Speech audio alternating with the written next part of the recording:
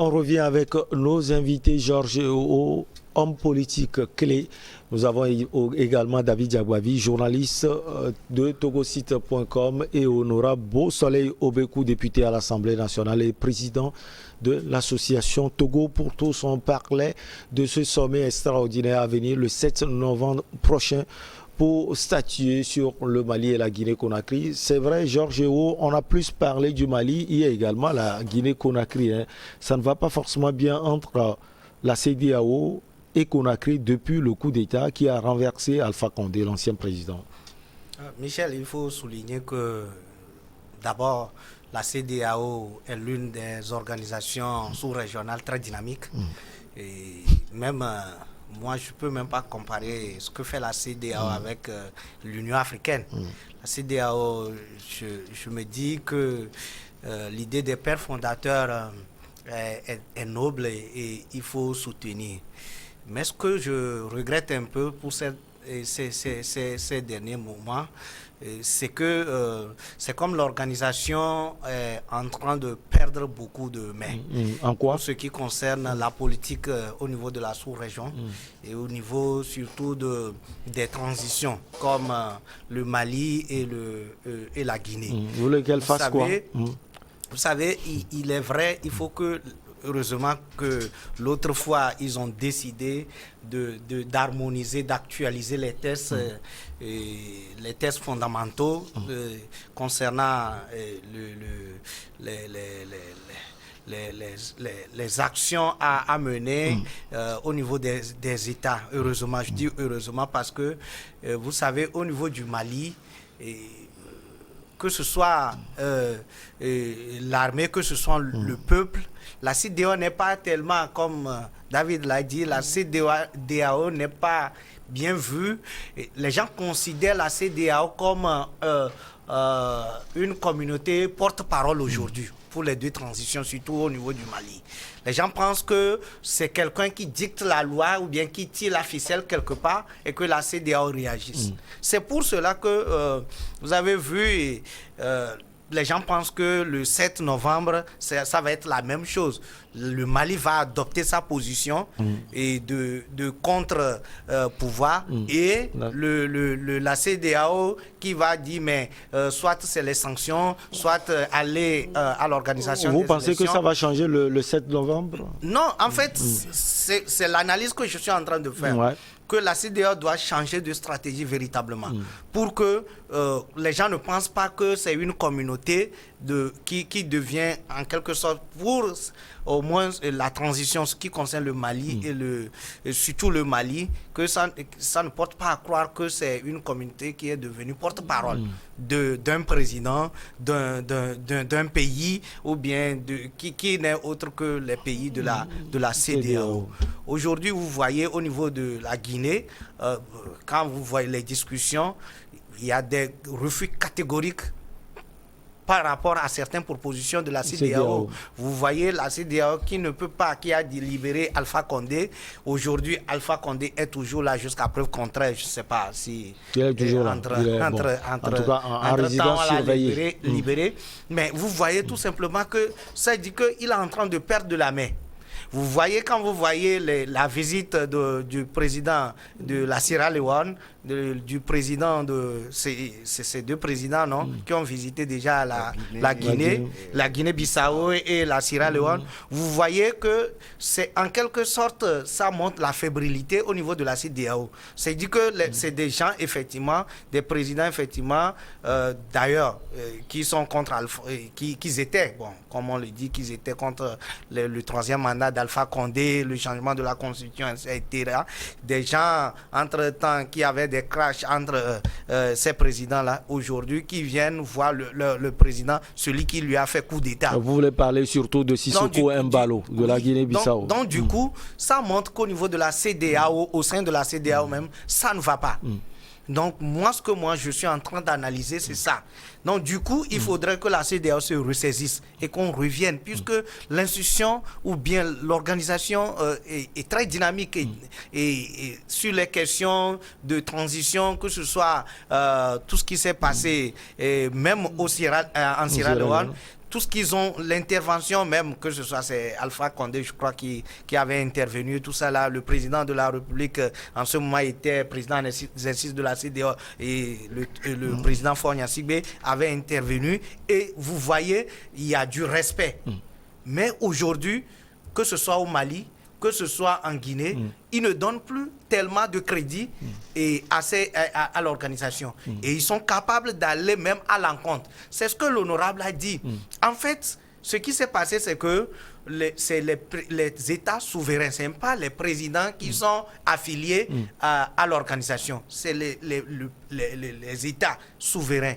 Et à leur tête, des présidents qui sont élus par le peuple. Et donc, ça veut dire que c'est le peuple qui a adhéré. Et donc, ce n'est pas par Assimi Goïta ni Mamadi Doumbouya. C'est pas généralement par le Parlement. Et donc, du coup, quand les gens, d'une manière souveraine, ont adhéré, ce n'est pas quelqu'un qui a renversé l'ordre légal qui va venir dire que nous, on s'oppose à tel ou tel. Mais qu'est-ce que l'organisation doit mettre en place pour éviter et avoir de la crédibilité, que ce soit au niveau des peuples. C'est d'ailleurs l'idée qu'on a décrétée entre-temps, je crois en 2018 ou bien quelque chose comme ça, la CEDEAO des peuples. Alors, David Diagba, du coup, oui, il vous faut terminez. que, effectivement, la CEDEAO change de posture, change de stratégie pour qu'il n'y ait pas ces...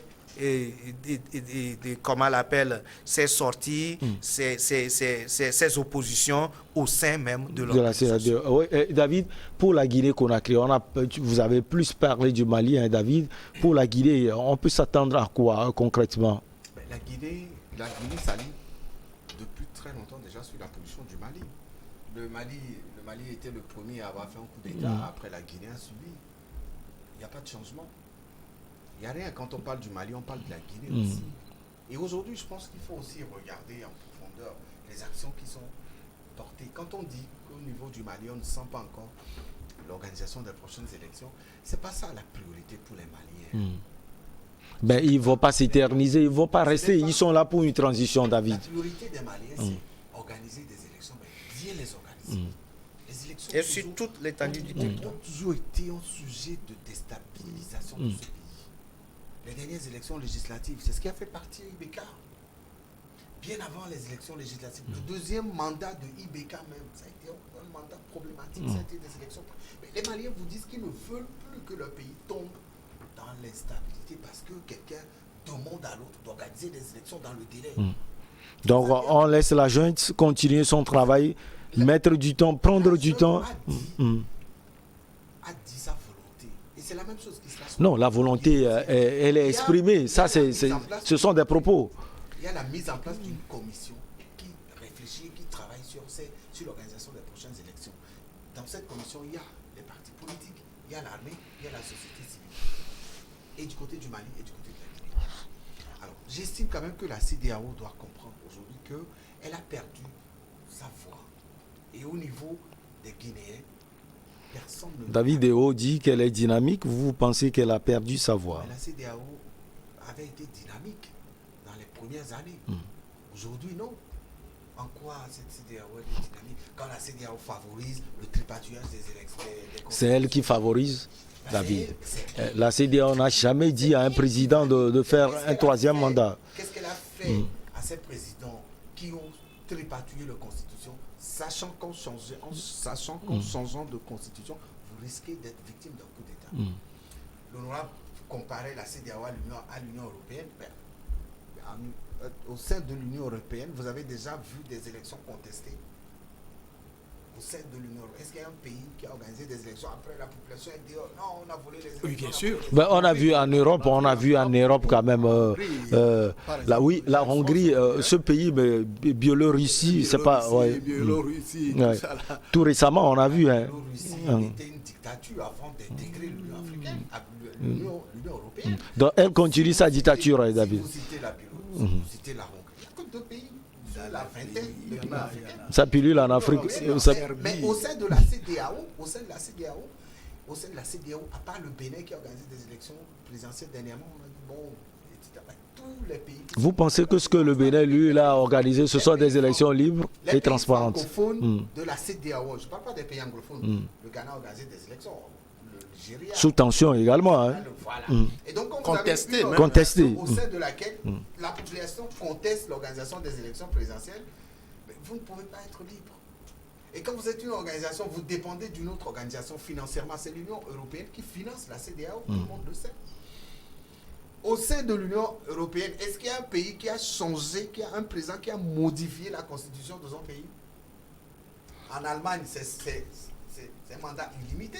Angela Merkel pouvait facilement changer de constitution encore.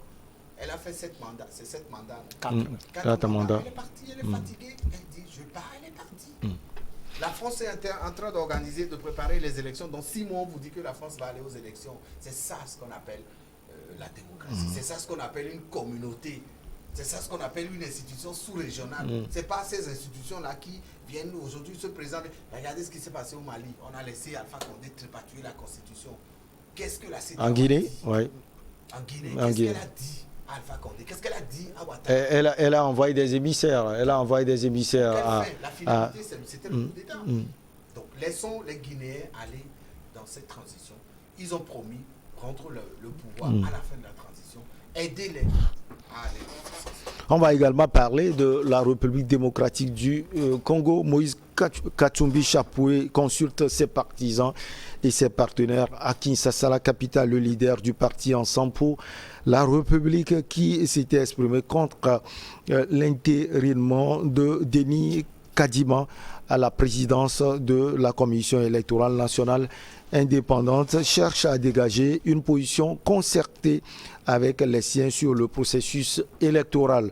L'arrivée donc de ce membre de l'Union sacrée dans la capitale Kinshasa, c'était vendredi dernier, le 29 octobre, a été on ne peut plus mouvementé. Honorable Beausoleil Obekou, comme je l'ai dit tout à l'heure, avec le président actuel Félix Antoine Tshisekedi, tout se passe bien, mais Moïse Katumbi peut sortir de cette coalition avec le président et ça risque d'être difficile pour Étienne Tshisekedi. Non, Félix Antoine Tshisekedi. Oui, nous sommes en politique et lorsque vous êtes dans une alliance et arrive à un certain moment et votre partenaire pose des actes qui ne vont pas dans la droite ligne de vos principes, je crois qu'on doit se poser des questions et aussi réfléchir à l'acte qu'il faut poser pour pouvoir au moins exister ou bien contraindre votre partenaire à revenir à de meilleurs sentiments. Actuellement, il y a une crise en RDC qui ne dit pas son nom par rapport au président de la Commission électorale Denis Kadima, que je pourrais dire qui a été entre guillemets imposé par le président de la République. Parce que nous devons partir de l'élection présidentielle de Félix Tshisekedi.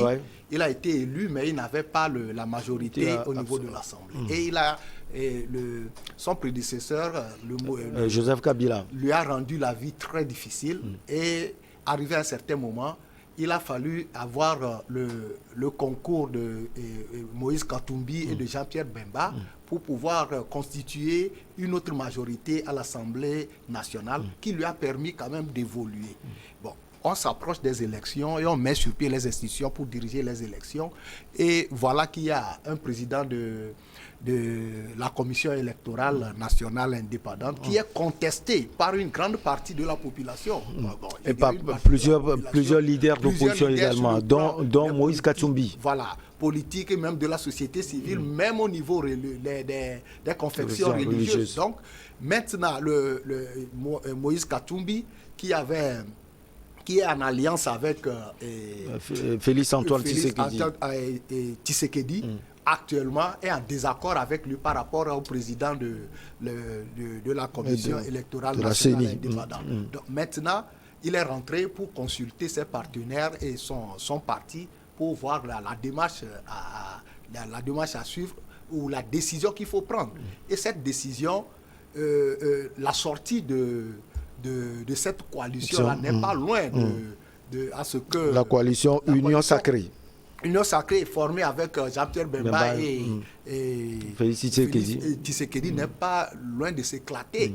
Et nous savons aussi que Jean-Pierre Bemba et Moïse Katumbi sont sur la même position que contre le président de cette commission électorale nationale indépendante. Ils ne veulent pas en entendre parler.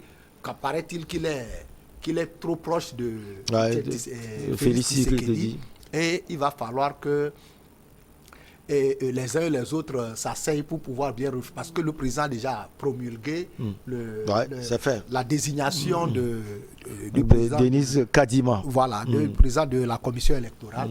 Maintenant, il appartient à ses partenaires de prendre leurs responsabilités. Soit ils évoluent ensemble et essayer de revoir les choses. Essayer de rappeler, d'amener le président à de meilleurs sentiments ou mettre le président en difficulté en éclatant l'union sacrée pour faire éclater cette union-là, pour le mettre en difficulté. Donc maintenant, on verra la décision qui va sortir de cette concertation.